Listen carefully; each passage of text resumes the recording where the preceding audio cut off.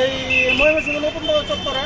এইখানে অত্যন্ত জরাজীর্ণ অবস্থা, যেখানে কি বলবো, এখানের পরিস্থিতি মানে বিশাল খারাপ।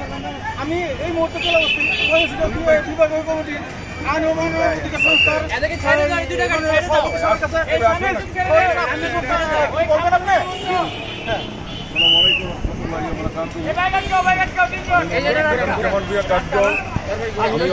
একজন সৈনিক এবং আমি আন্তর্জাতিক আইন ও মানবাধিকার সংস্থা ফাউন্ডেশন ময়মনসিংহ বিভাগীয় কমিটির সভাপতি।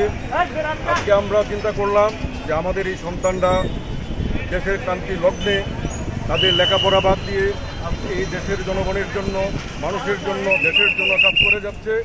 তাদের পাশে দাঁড়িয়ে আমাদের মানবাধিকার সংগঠন থেকে তাদেরকে কিছু খাবার উপহার দেওয়া, এই শহরের বিভিন্ন জায়গায়, বিভিন্ন শহরের বিভিন্ন এলাকায় আমরা তাদেরকে কিছু খাবার বিতরণ করেছি এবং আমরা তাদেরকে সাহস যোগাচ্ছি যে আমরা তাদের পাশে আছি।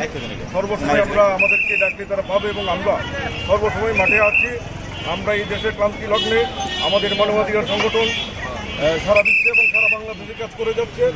তো আমাদের জন্য সবাই দোয়া করবেন, আপনারা সবাই ভালো থাকবেন। আমি আমার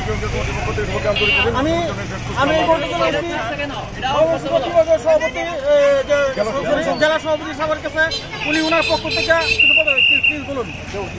রহমানির রহিম, আমি আইন ও মানবাধিকার সুরক্ষা ফাউন্ডেশনের জেলার সভাপতি।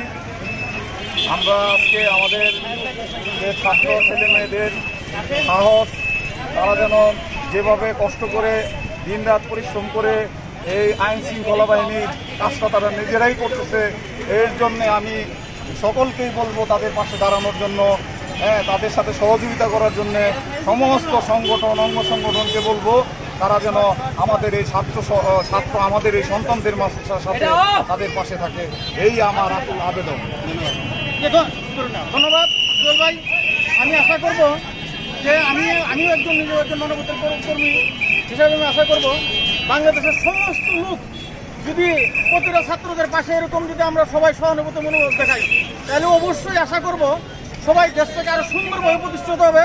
আমরা সবাই কাঁধে কাঁধ মিলিয়ে দলমত নির্বিশেষে, আমি সর্বশেষে একটা কথাই বলবো, দলমত নির্বিশেষে সবাই আমরা কাঁধে কাঁধ মিলিয়ে আমরা আশা করবো যে সবাই এগিয়ে আসবো আর দেশটাকে আমরা সুস্থ যে পরিমাণ পিছিয়ে গেছে, আমরা আশা করবো যে বর্তমান উপদেষ্টা